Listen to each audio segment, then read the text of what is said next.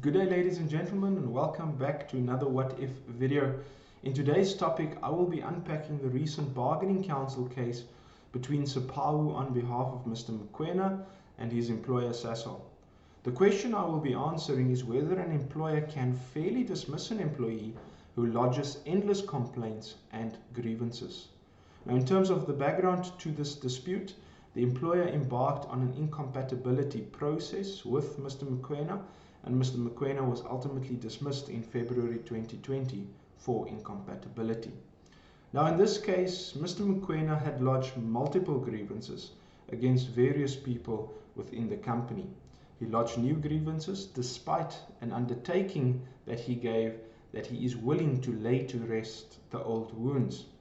The grievances were investigated and they were found to be malicious and of no substance.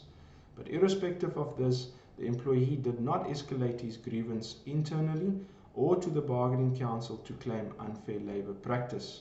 I think we can agree that where an employee has a genuine grievance, they would normally escalate it either internally or refer a dispute to the bargaining council or CCMA. In this case, instead of doing that, Mr. Mokwena would just lodge another grievance for something else.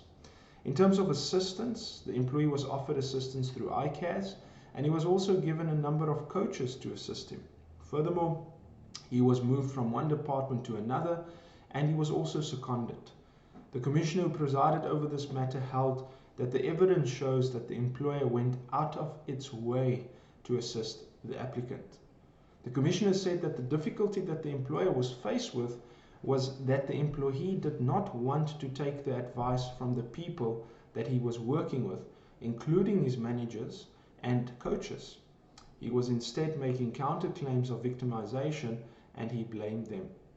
Now, the commissioner in this case referred to a well-known labor court judgment that dealt with incompatibility, and that's the matter of Jabari versus Telkom. It's a 2006 labor court case. And in this matter, the labor court highlighted three important characteristics in explaining the nature of workplace incompatibility. It said that number one, incompatibility refers to the employee's inability or failure to maintain cordial and harmonious relationships with his peers. Number two, incompatibility is a form of incapacity. And number three, incompatibility is a vague and indefinable concept based on subjective value judgments. Now, the commissioner ultimately found that the employee had disrupted the harmony of the workplace and that this justified his dismissal. He had been counseled but had refused to cooperate with remedial measures and refused to sign minutes of a conciliatory meeting. Based hereon, it was clear that the employee was not intending to change his behavior at all. The termination of his employment was a last resort since the employer has invested a lot of time to deal with his grievances, which were unfounded and baseless. The employee blamed everyone at the workplace, and he also raised his issues with the vice president. The commissioner ultimately found that the dismissal of the employee was procedurally and substantively fair. So, ladies and gentlemen, in conclusion, this case just reaffirms that when you can, as an employer, prove incompatibility, it can definitely serve as a valid basis for dismissal. Now, we will be facilitating a webinar on incompatibility on 7 April this year, in 2 or 3 weeks' time.